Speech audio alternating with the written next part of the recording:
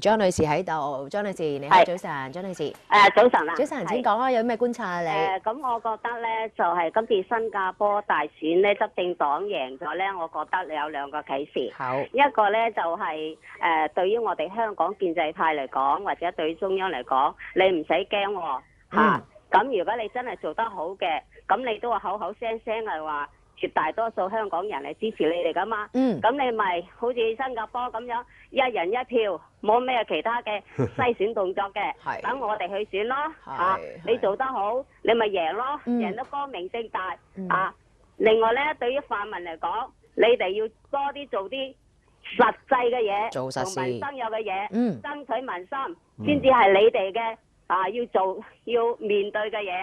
我嘅意見就係咁啦。好，唔該晒話張女士嘅觀察啦。聽到一個電話，盧生嚇，盧生早晨。早晨，係請講，盧生有咩觀察啦？新加坡大選講得啦，嗬，係啊，係請講。OK，係首先我講咧，好多左膠話新加坡政府獨裁啦，即係譬如啲集選有啲選區咧就唔投佢票咧，係又唔俾資源翻新做屋嗰啲啦。其實英國政府咪係咁，保守黨上台嘅話咧，你睇佢制度嗰啲工業重鎮啊、利物浦嗰啲死㗎，唔俾資源㗎。但係當工黨保守黨上場嘅話咧，世界輪流轉㗎。你點問 ？OK， 咁我觀察點啊？你問好多朋友啦，因為其實個鐘擺效應嚟㗎，因為佢哋知道好似香港有啲人咁諗咧，一定有反對嘅聲音嘅，因為上次嚟講咧60對40㗎嘛，但係今次咧調翻轉真係冇人諗到咧，佢嗰個造勢大會咁勁，幾萬人出去嘅話咧未試過㗎嚇，咁變咗嚟講咧，驚贏得多啊！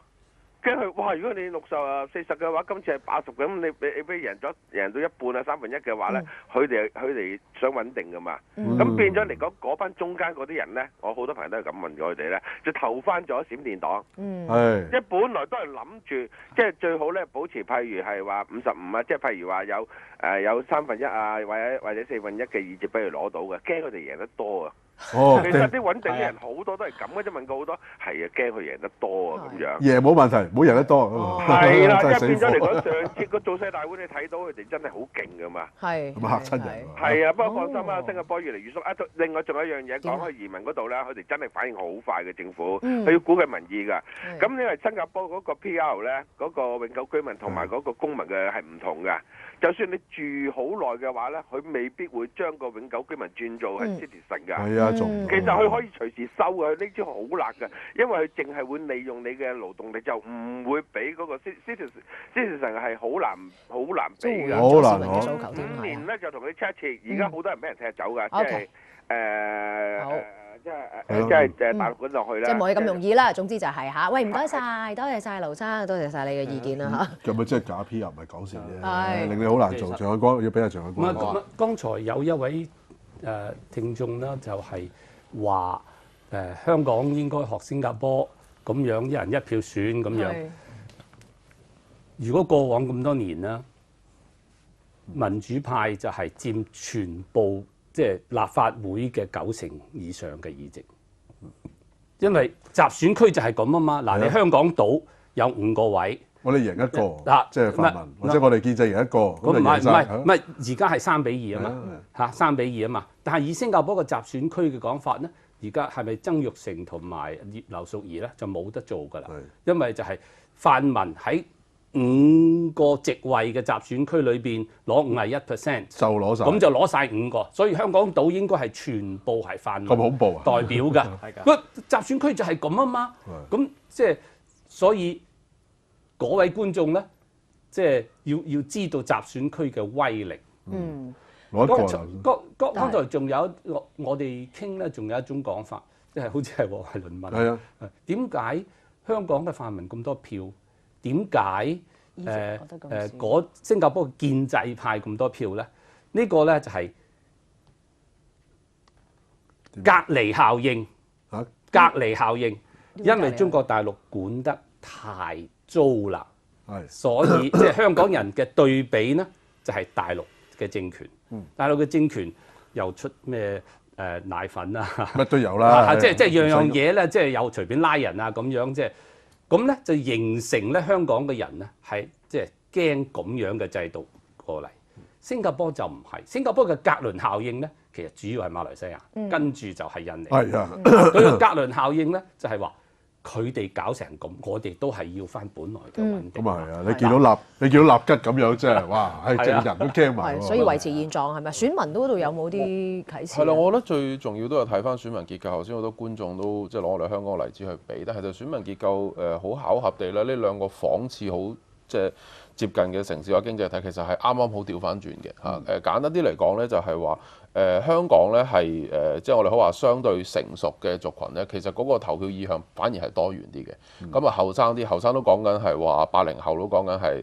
即係我自己都35歲啦嚇，即係35、6以下咧，就比較一面倒咁傾向泛民或者係甚至乎更激進嘅力量。咁新加坡啱調翻轉嘅，新加坡咧就唔好話好大年紀啦，40、50以上咧，其實個意識形態咧其實相當之單一化嘅。即係其實40、50以上咧，你話有90%嘅人係支持 PAP 咧，我覺得呢個數據應該冇誇張嘅，8、9成應該係有嚇。咁犀利？係啊，咁咧，但係你調翻轉，你話係佢哋比較年輕嘅30零歲以下嘅話咧，反而佢哋投票係散嘅喎，即係佢哋唔會一面倒咁樣去支持呢個在野力量嘅。咁所以喺咁嘅結構之下咧，你咁樣下即係多除少補出翻嚟個數咧，就行動黨個支持率維持喺6成幾咧，其實嗰個數據應該係穩定。其中一個好根本嘅分別咧，就我哋留意翻咧，雖然新加坡人人講英文啦，或者依家睇落去都好國際化啦，但其實佢哋去海外留學嗰個比例咧，同香港比咧，長期嚟講係非常之懸殊嘅。我估計係香港係啦，係好低嘅，我諗大概係香港嘅2、3成度嘅啫。咁所以咧變到你諗下，就算年輕嗰群，其實絕大同香港唔同。香港我諗中產冇大半都其實有一半係喺海外留學翻嚟㗎啦嚇，或者其實佢哋好細個喺中小學已經喺英國啊、美國嗰邊翻嚟，但係新加坡唔係㗎，佢哋80-90% 嘅國內最頂級嘅人才咧，其實喺國內嗰度培養。咁所以佢喺一個咁樣嘅環境之下咧，再加上頭先我所講嘅，其實佢本土冇一個俾在野黨發育嘅一個土地咧，咁佢嗰個執政黨嗰個所謂施展嘅空間咧，即係嗰個不對稱嘅優勢咧，係非常之極端嘅。你講關於教育咧，就係即係所謂洗腦教育啦，即係話肯定行動黨佢即係自細肯定行動，佢呢個教育嘅成功嘅。你話其他嘢都成功，但係關於洗腦教育，我覺得幾成功。係咪啊，林鴻達係咯？其實你話嗰個教育嗰方面嘅問題咧，近呢10零年嚟講嘅話，近呢10零年其實都係因為資訊科技啊嗰方面嗰個發展，其實已經洗腦嗰個效應未必係咁強，反而係阿許晶頭先講到嗰個嘅所謂嘅穩定性嗰一樣嘢咧，呢個係一個心理因素關口嚟嘅。延伸翻啦，上一節都講到嗰個問題，或者係話好多人會去諗就係話，喂，俾反對黨坐大，國家係咪會唔安全？嗱，其實可以去反映住一個因素就係話，新加坡人今次嘅選舉入邊咧，有一樣嘢佢所謂叫做理智與感情之間咧，嗰個理智係差唔多話冇咗，因為嗱你計翻清楚條數，工人黨數晒，我當連西部票倉義順嗰度都攞埋，都係得28席，1/3都未過，即係變咗就係其實佢冇認真去睇清楚個形勢嚟到去純粹話覺得俾人嚇一嚇啊咁樣，算啦，我都係俾翻行動黨。其實我會有一個咁樣嘅睇法。